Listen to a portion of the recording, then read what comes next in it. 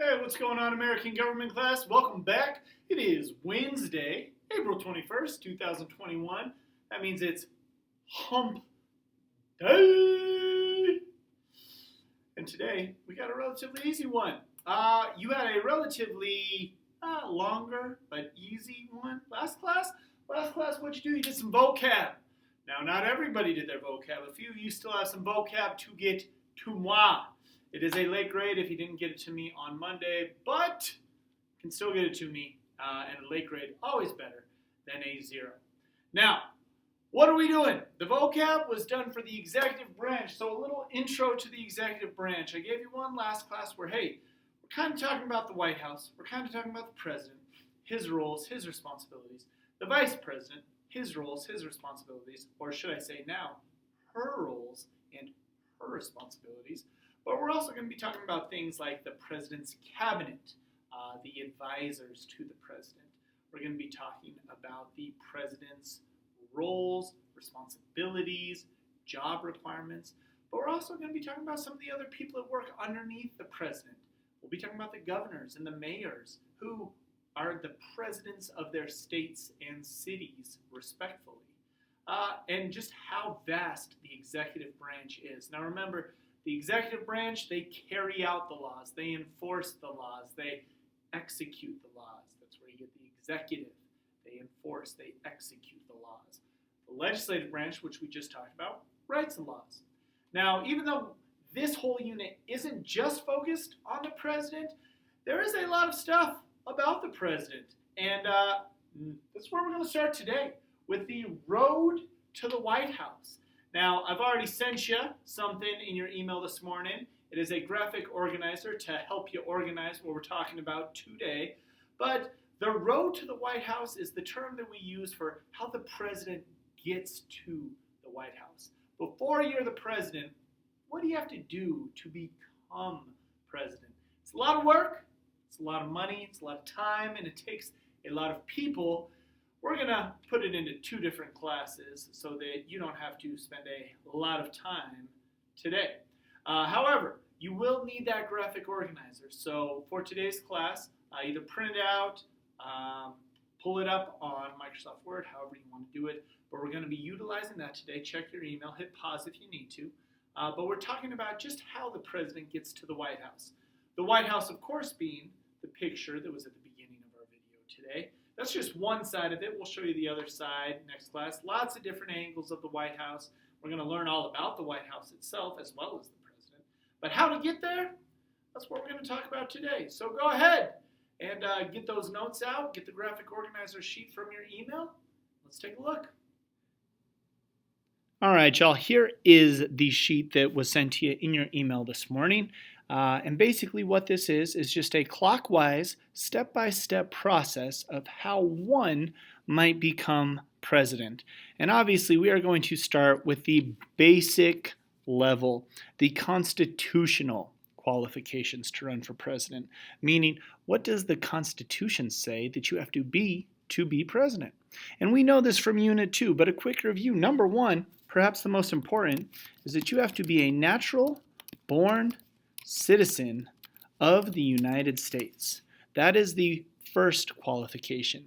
Now, you can be an American citizen, remember, and a natural-born citizen if you had a mom who just happened to give birth while on vacation. You are still a natural-born citizen of the U.S., but this basically means you can't be a naturalized citizen. You must be a natural-born citizen. Remember, naturalization is the way immigrants become citizens. They are still citizens, but they're not considered natural-born citizens. Only natural-born citizens of the United States, basically meaning people that were born here, can run for president. Number 2, we know you must be at least, how old? 35 years of age. Absolutely. Have to be 35 years old to run for president. Anything younger, and you just can't do it. It's against the law. And then finally, number 3, you must be a resident of the United States. Whoa, learn how to type, Mr. Weckbach. Of the United States for at least 14 years prior, meaning if you have lived in, let's say, Italy for the past 10 years, that means you are not a resident of the United States. You cannot be president. And that idea, or the idea behind that is, if you haven't been living here, how can you know what needs to happen in America? So those are the written qualifications. The unwritten qualifications are a little bit different. We mean by unwritten qualifications is basically things that it doesn't say in the Constitution that you need to have, but basically you gotta have these things. And the first one, scoot this over a little bit, the first one is usually some type of experience in government.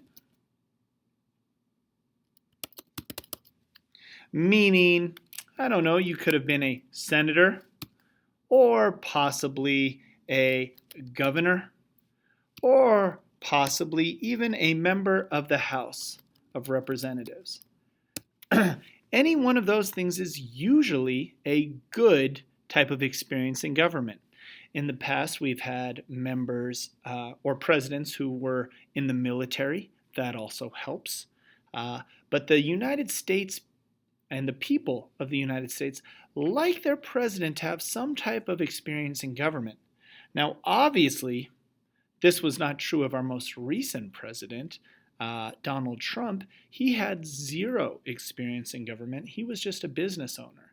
So that was very unique. Another thing, another unwritten qualification that you must have, good health. The United States people and citizens of the U.S. do not want a president who just had 4 heart attacks and is in the hospital, or who can't stand up, or who can't see a basic sight chart. They want somebody who is healthy so that they know that that president has a good chance of making it through their term. Now again, with our most recent president, Donald Trump, and our current president, we have had 2 of the oldest presidents ever, which is not something normal. So these unwritten qualifications, you can see sometimes that's why they're unwritten, because sometimes it's not necessarily a qualification. These are just what the people want. Now this one is usually a no-brainer. A college education. You could run for president if you didn't have a college education, but a lot of people are going to say you're not smart enough, and a lot of people won't vote for you. Another, for whatever reason, religious beliefs. The American people like their president to have some type of religious belief. Now, things can get a little crazy. Back in the 60s, John F. Kennedy was our president, but when he was running, people made a big deal out of the fact that he was a Catholic. They couldn't believe a Catholic was going to be running for president. You see that now in most recent elections, or not elections, but in elections. We've had candidates that were Mormons, and people said, "Can you believe a Mormon?" It's not far off before we have someone run for president who will be maybe a Buddhist, or maybe some other type of Middle Eastern religion, and people will say, "Oh my gosh, can you believe it?" But with time, people become more accepting, and the American people tend to let people, or let presidents not have necessarily their religious beliefs, but as long as they have some type, the citizens are usually okay with that. And then finally, one of the unwritten qualifications is you must be wealthy, or at least have access to a lot of money, as you will see in the following boxes. Not because you have to pay for something yourself, or there's some type of fee that says, hey, you know what? You really have to pay, you got to have at least $20 in your bank account. Or, we know 20 is not that much, $200 million in your bank account. Nothing like that. But it costs a ton of money to run for president. And we'll go over that in these next few boxes. However, I want to make sure that we're all clear on the distinction between the constitutional qualifications and the unwritten qualifications. These are non-negotiable right here. This box, can we highlight all of these guys? We'll highlight it yellow. Boom. That's in the Constitution. You can't negotiate any of these. You cannot run for president if you don't meet all three of these. Now with these in box 2, you certainly don't have to be all of these. As our previous president has shown us, and as our current president shows us here with age, these are just what the people expect in the country. The American citizens want someone who's had experience, good health, a college education, usually some sort of religious belief, and has money. The people don't care about the money. That's more for going on later in the campaign. But these are things that you usually need to have if you want to run for president, just because it helps, it makes it easier, and it gives you a better shot. Now, if you don't have money and all the money in the world, that's okay. We're going to put a little new spot in here. Raising money. We'll put a little asterisk that says, if you don't have money, you must, in fact, let's just capitalize this whole thing. You must have access to large sums of money. Meaning you have to be able to get some. Now, I'm not talking about going to an ATM and taking money out. I'm talking about raising money. You got to be able to raise money. Now, why do you need to raise money? Why do you need to have people donate to your campaign? Why do you need to have American citizens or rich businessmen give you money? Well, for quite a lot of reasons. One, when you are running for president, you have to pay for a lot of stuff. One of which is, take it off. Caps lock there too. Television time, meaning ads, commercials. In fact, we can even put that, commercials. Remember just recently, this past year, back in 2020, so many commercials about who was going to be a better president, why someone was good, why someone was bad. That costs a lot of money. Costs a lot of money to run those ads, so you need money for television commercials. Also, just for plain old campaigning. When you campaign, that means you're trying to get people to vote for you. Campaigning doesn't just happen in one state. Presidents don't just come to Arizona and say, hey, vote for me. They go to all the states. They have ads and posters everywhere. They give speeches. Usually they'll go to 4 different states in one day. Oh, let's close that out. Our battery life is not good right now. But campaigning takes a lot. It takes a lot of money. Another thing you have to have is staff. And staff, they don't always work for free. Sometimes they will. A lot of times at the beginning of a campaign, that's what you got to do. You got to have staff that volunteers.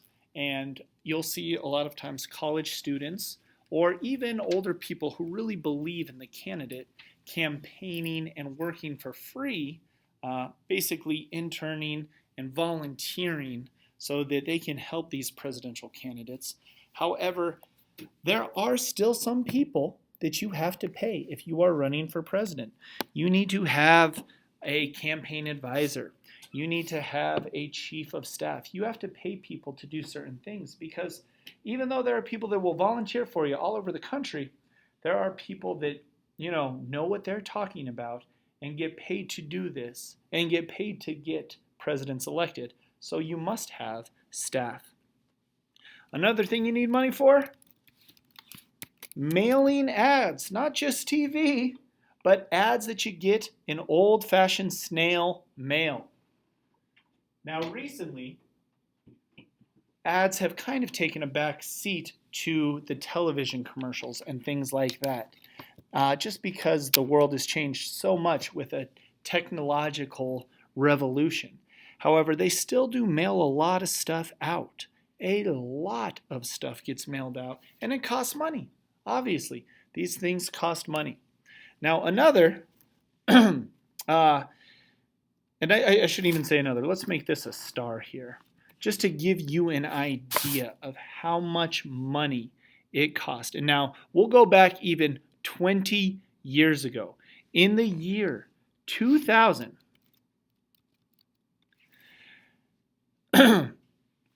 there were tens of millions of dollars spent on presidential campaigns. Now, more than one person runs, obviously. A lot of people run. But they spend a ton of money. And in 2000, the grand total spent on presidential campaigns was 629, not dollars, not 629,000, $629 million. 629 million was spent on a campaign. Now that was 20 years ago. That was 20 years ago. Think about it. You guys weren't even alive 20 years ago. Most of you weren't. Maybe some of you, but 20 in 2000, oh my gosh, 629 million. That was probably a lot. It is a lot, but it has probably skyrocketed since then. And in fact, we'll take a look. Money spent in the 2020 election, that's got to be a lot more. And in fact, it was. We'll put in, we got to make this box a little bigger. There we go. In 2020, guess how much? 20 years ago, it was 629 million. In 2020, it was 14. No, not 14 million. That's right. $14 billion with a B. Billion. You know what? That needs to be capitalized. Billion. My goodness. Do you know how much $1 billion is? 1 billion is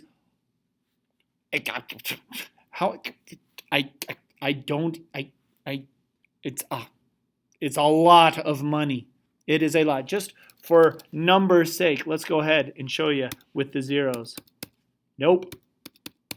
Nope. Yep. That is a crazy amount of money. $14 billion. So it costs a lot. Now, a lot of the reason it costs that much is because of the primary campaign.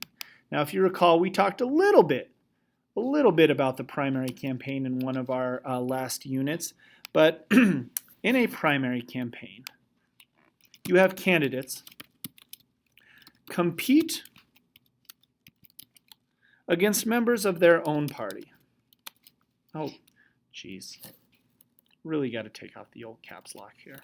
And let's scoot it over. Candidates compete against members of their own party. Meaning the Democrats, why is it doing that? Caps lock. We'll take it off. Let's go here. Sentence case. There we go. Candidates compete against members of their own party to be the single nominee. All right. Now that means the Democrats will compete against each other, and the Republicans will compete against each other until they narrow it down to one. And how they compete against each other is they do campaign. They do go all over to different states and give speeches. But they also have debates. And the debates are held and usually televised. And you can watch them on TV so the American people can get a good idea of what each person believes in. And like I said, the candidates travel from state to state, holding rallies and giving speeches. Now, some of these get televised, some don't. If they say something kind of crazy, or if they say something very emotional, sometimes they'll make the news. But most of the time, they go around from state to state just to try to get the people in that particular state to vote for them. Now, these are the first 4 steps in the road to the White House. Constitutional qualifications, what America usually wants, although as we can see, not necessarily, at least as of late. Raising money, you got to raise money. Once you've made these qualifications, you got to start getting some money so you can do all these things. And then once you've made it on the ballot in each state, you have the primary campaign and you compete against members of your own party. After that, you have the primary elections and the party convention, which is where we will get to next class on Friday. So go ahead, save these. Make sure you keep them somewhere where you can access them. And let's go ahead and take a look at what your assignment and attendance question is for today. All right, y'all, for today's assignment, very simple. Just send me a picture of today's notes that we took. Like I said, we'll finish them up on Friday. However, we will also have a quiz on Friday. I know it's early, but it's going to be all over this road to the White House graphic organizer. All right, the steps that you take to get there, the process, everything that encompasses getting to the White House and becoming president. That's going to be on your quiz on Friday. So it's important that you have these notes written down. It's important that you pay attention today. Hope you did. And Friday. Friday we'll have the weekly review quiz and finish up these notes. But for today, just go ahead and send me this picture. That's all you got to do. Or a picture of the notes. And that's it. Your own notes. Don't send me a picture of my notes. What I typed in. Don't want that. Send me your own notes. And that's all you got for today.